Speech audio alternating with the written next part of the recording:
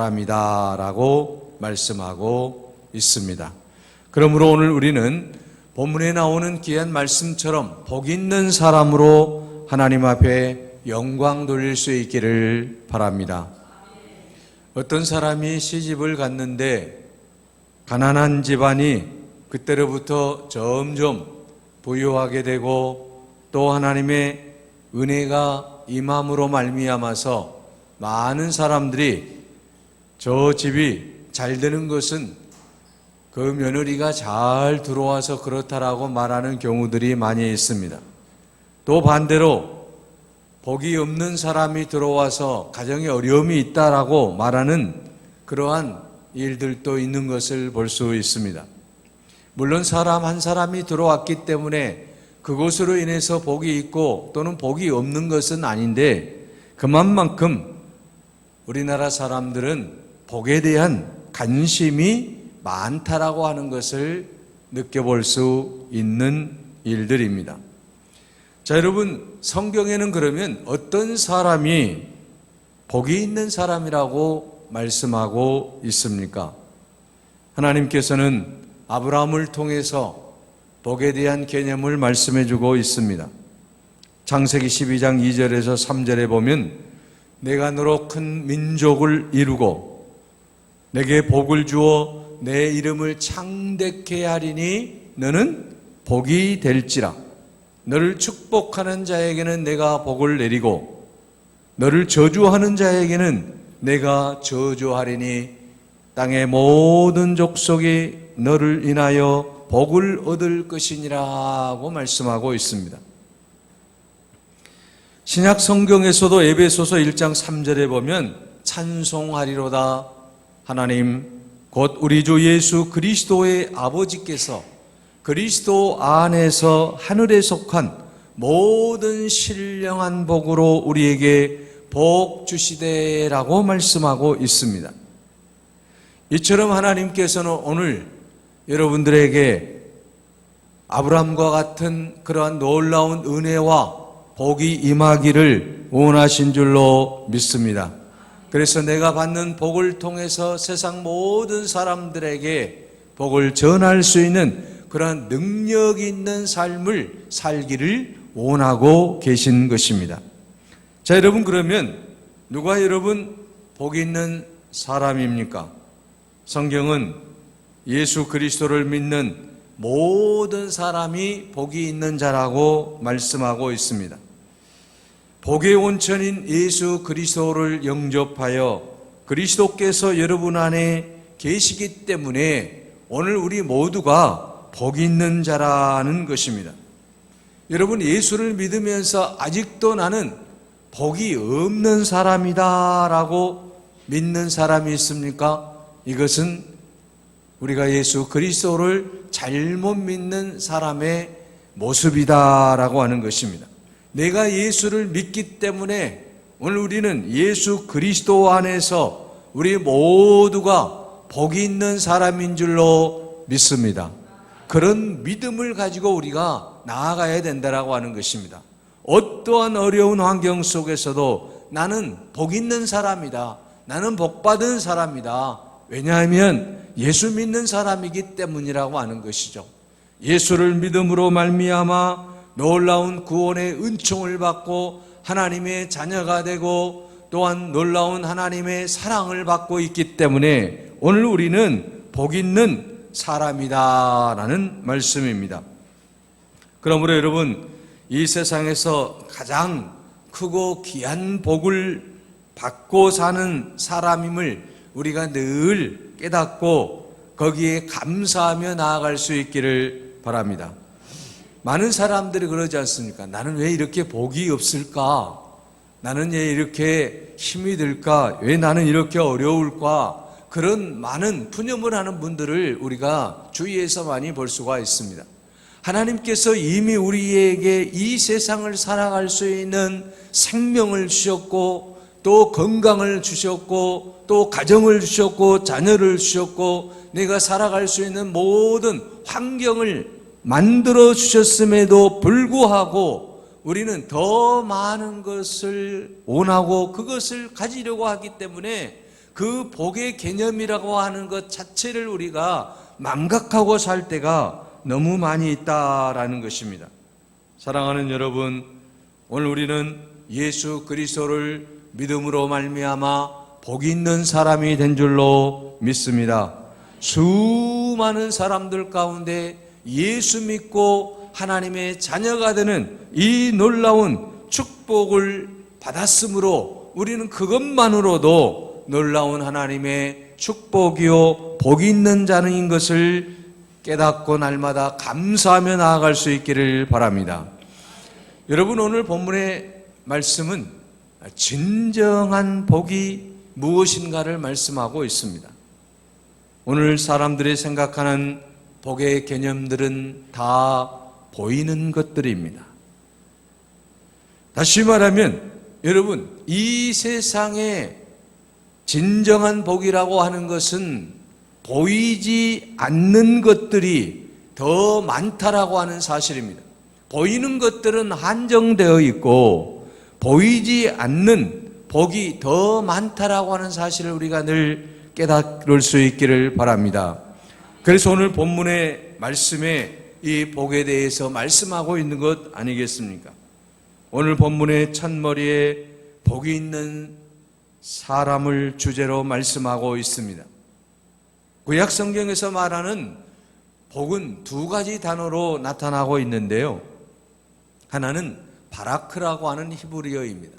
이 바라크라고 하는 히브리어는 하나님이 긍휼로 인간에게 주시는 복을 바라크의 복이다라고 말하고 있습니다. 두 번째 히브리어의 복의 단어 가운데 하나는 아셀이라고 하는 단어가 있는데요.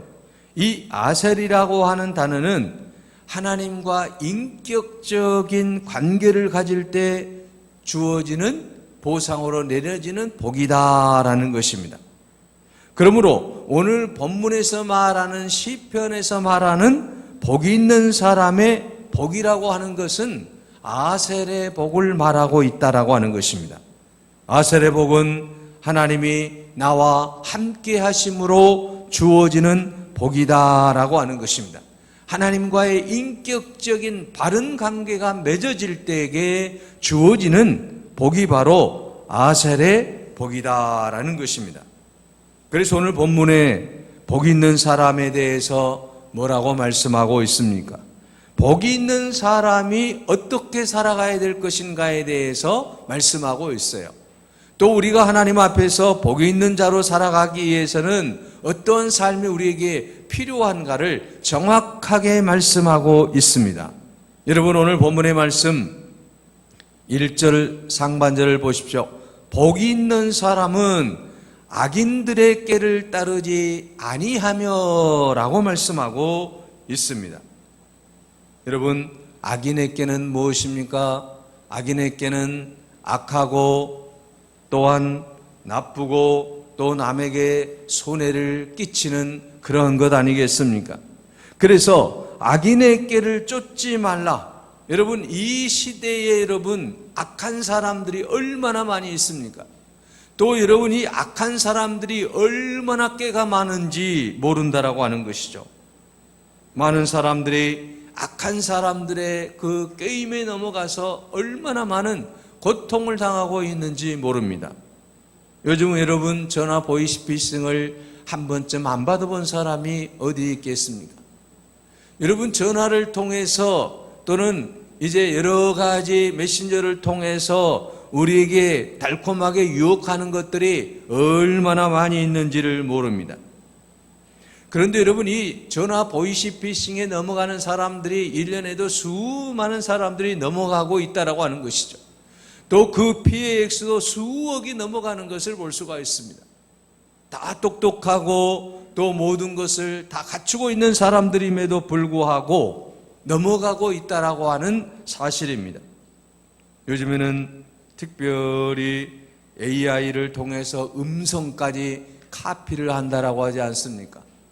그래서 자녀인 것처럼 흉내를 내고 그로 인해서 부모들이 꼼짝 못하고 보이스피싱에 당하는 경우들이 얼마나 많이 있는지 모릅니다.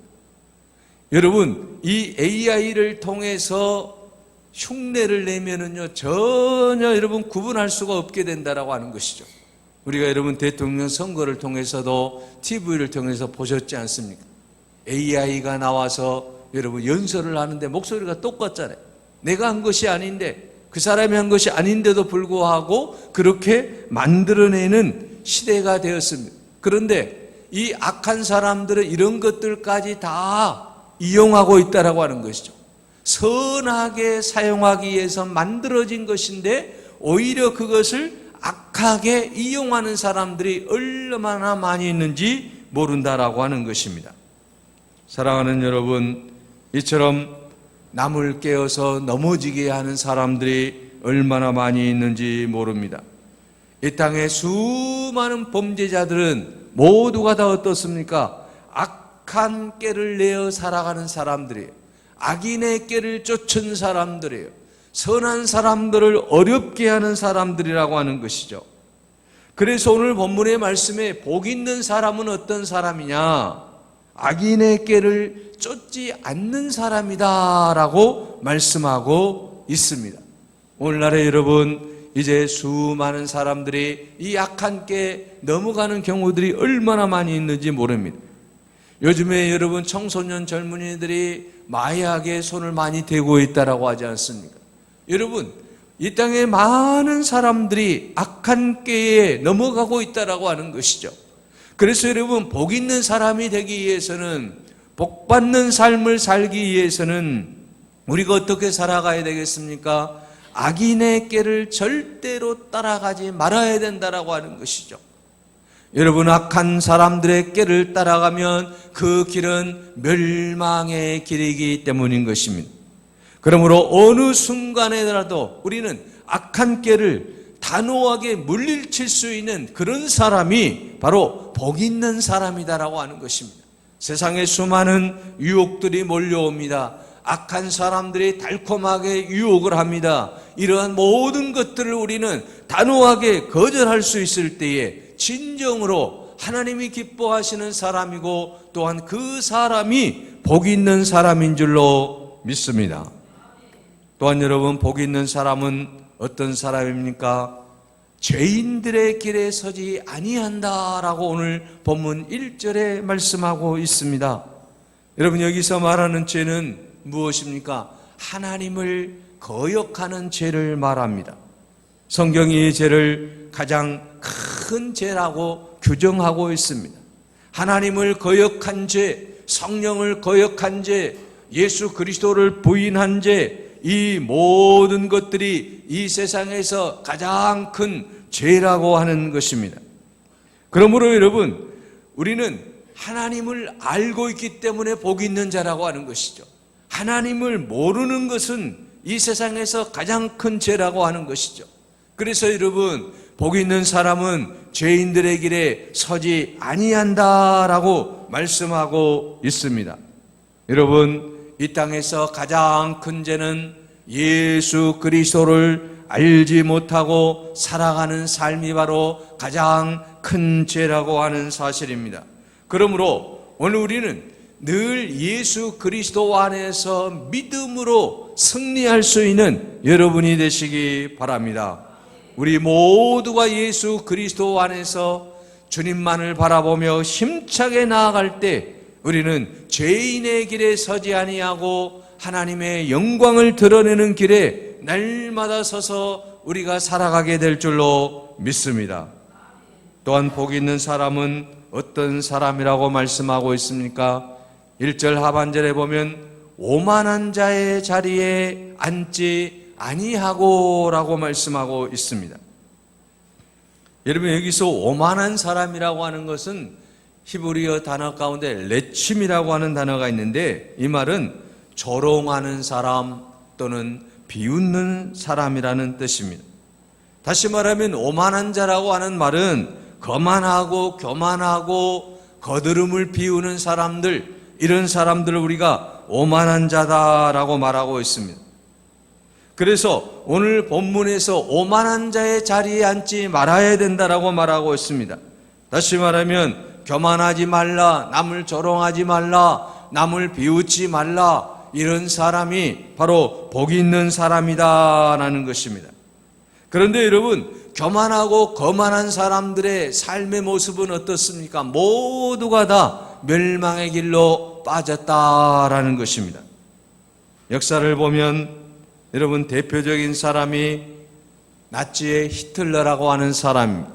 이 히틀러는 대표적인 무신론자였지 않습니까? 신에 대해서 증오심까지 가졌던 사람입니다.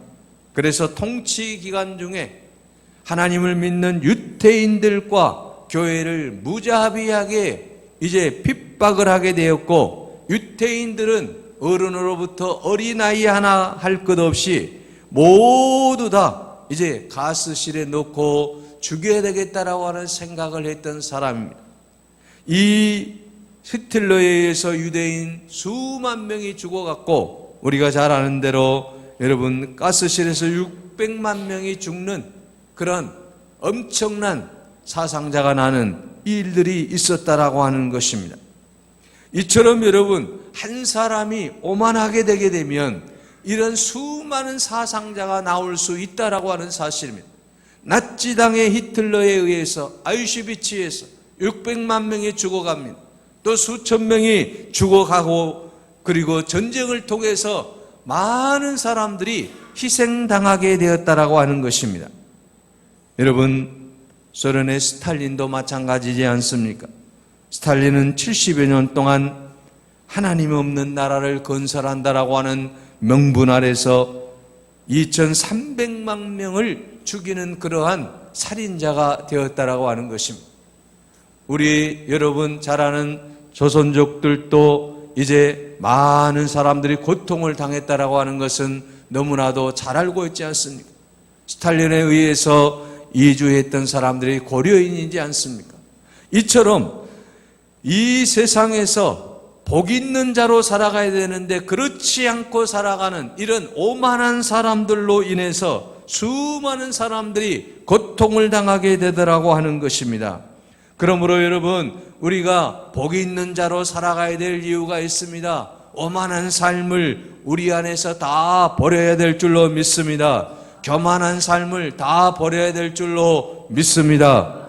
그래서 하나님의 은혜 안에서 우리가 늘 살아가야 된다라고 하는 것이죠. 그래서 오늘 본문의 말씀에 복 있는 사람이 어떤 사람이냐 분명하게 말씀하고 있습니다. 악인의 길을 따르지 말아야 됩니다. 죄인의 길에 서지 말아야 됩니다. 오만한 자의 길에 앉지 아니해야 됩니다라고 분명하게 말씀하고 있다라고 하는 것입니다. 그러므로 사랑하는 여러분, 우리는 이제 오만한 자리에 앉지 말고 오직 하나님의 은혜의 자리에, 하나님의 그 놀라운 축복의 자리에 앉아야 될 줄로 믿습니다. 그러면 여러분, 어떤 사람이 복이 있는 사람입니까? 오늘 본문 2절에 말씀하고 있습니다. 오직 여호와의 율법을 즐거워하며 그의 율법을 주야로 묵상하는 자로다라고 말씀하고 있습니다. 누가복음 11장 28절에도 말씀을 듣고 그 말씀을 지키는 자가 복이 있다라고 말씀하고 있습니다. 요한계시록 1장 3절에는 말씀을 읽고 듣고 지키는 자가 복이 있다라고 말씀하고 있습니다. 시편 119편 103절에는 말씀의 맛이 내 입의 꿀송이보다도 더 달다라고 말씀하고 있습니다. 그래서 성경은 하나님의 말씀을 늘 즐거워하라고 말씀하고 있습니다. 그 말씀을 주야로 묵상하라고 말씀하고 있습니다. 이 말씀을 묵상하게 되면 하나님의 놀라운 은혜가 넘치게 되고 복 있는 자로 살아갈 수 있다라는 말씀입니다. 여러분, 우리가 이 하나님의 말씀을 날마다 묵상함으로 복 있는 자가 되어야 될 줄로 믿습니다. 하나님의 말씀을 붙잡고 나아갈 때에 하나님께서 우리에게 놀라운 은혜와 복을 허락하여 주실 줄로 믿습니다. 영국에서 여러분 청교도를 이끌고 전쟁을 수행했던 크로멜 장군이 있습니다. 이 크로멜 장군이 주머니에 날마다 성경책을 넣고 다니고 틈만 나면 꺼내서 그 말씀을 읽고 묵상하고 암송을 했다라고 하는 것이죠. 어느 날 한 번은 전투를 하는 중에 적의 총탄을 맞고 순간 기절을 했는데 살아났습니다. 깨어보니 주머니 속에 넣어두었던 그 성경책에 총알이 박혀 있었다라는 것입니다. 여러분, 그가 생명을 이제 구하고 그리고 하나님 앞에 이렇게 고백했습니다. 하나님, 내 육신의 생명을 구해 주셔서 감사합니다. 내 영혼까지 구해 주셔서 감사합니다라고 고백을 했다라고 합니다. 하나님의 말씀을 주야로 묵상하며 살아가는 자에게 이와 같은 놀라운 기적도 일어나게 하실 줄로 믿습니다. 그러므로 오늘 우리는 하나님의 말씀을 붙잡고 그 말씀을 주야로 묵상하며 그 말씀을 통해서 하나님의 은혜를 날마다 체험하며 나아갈 수 있기를 바랍니다. 이렇게 하나님의 말씀을 주야로 묵상하는 자에게 오늘 본문의 말씀 3절에 어떤 은혜를 베풀어 주시는가를 볼 수 있습니다. 그는 시냇가에 심은 나무가 철을 따라 열매를 맺으며 그 잎사귀가 마르지 아니함 같으니 그가 하는 모든 일이 다 형통하리로다 라고 말씀하고 있습니다. 자, 여러분, 놀라운 하나님의 축복의 말씀입니다. 오늘 본문의 말씀 3절, 복이 있는 사람이 여러분 하나님의 말씀 안에서 묵상하며 그 말씀을 의지하고 살아가는 자에게 하나님이 어떤 복을 주신다라고 말씀하고 있습니까? 시냇가에 심은 나무처럼 철을 따라 열매를 맺게 하시고 그 잎사귀가 마르지 아니함 같이 그가 하는 모든 일들이 어떻게 된다라고 말씀합니까? 형통하게 된다라고 말씀하고 있습니다. 이것이 바로 복이 있는 사람의 삶입니다. 이것이 바로 하나님이 우리에게 주시는 은혜라고 하는 것입니다.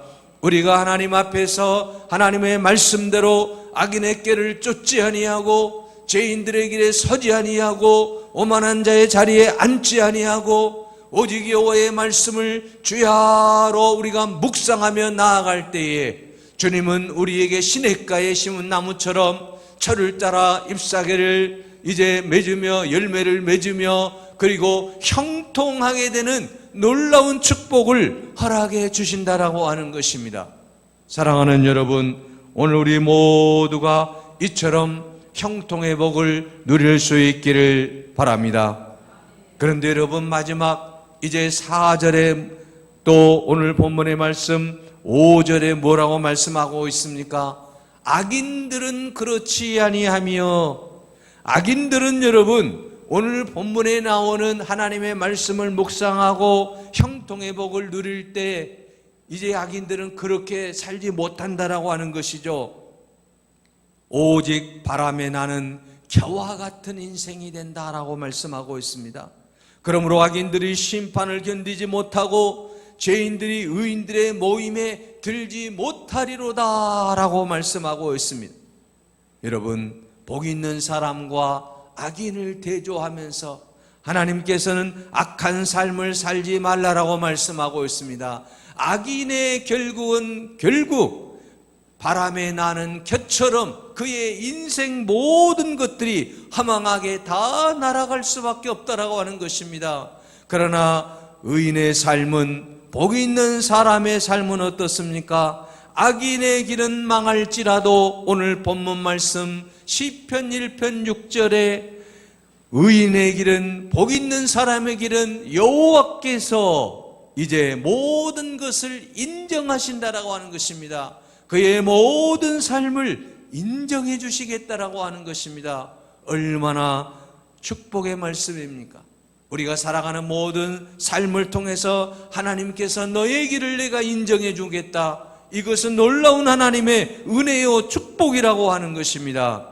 사랑하는 여러분, 오늘 우리 모두가 이제 복 있는 사람으로 하나님 앞에 큰 영광을 돌림으로 우리가 복을 받고 또 나로 인해서 내 주위에 있는 모든 사람이 복을 받는 그러한 축복의 통로가 되시기를 간절히 바랍니다. 기도하겠습니다. 은혜로우신 하나님, 감사합니다. 우리가 이 세상을 살면서 주님 기뻐하시는 복 있는 삶을 살기를 원합니다.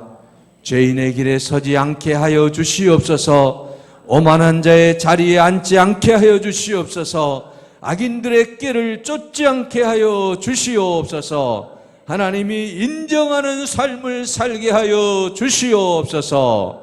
날마다 주님 말씀을 붙잡고 나아감으로 시냇가에 심은 나무처럼 아버지 하나님 시절을 따라 열매를 맺고 형통의 복을 누리는 축복을 허락하여 주시옵소서. 주의 은혜 안에서 말씀에 굳게 서서 믿음으로 승리하는 우리 모두가 되게 하여 주시옵소서. 우리 모든 성도들이, 가정이, 자녀들이, 직장이 복을 받고 복의 사람들로 수많은 사람들에게 복을 전해줄 수 있는 축복의 통로들이 다 되게 하여 주옵소서. 예수 그리스도의 이름으로 기도하옵나이다. 아멘.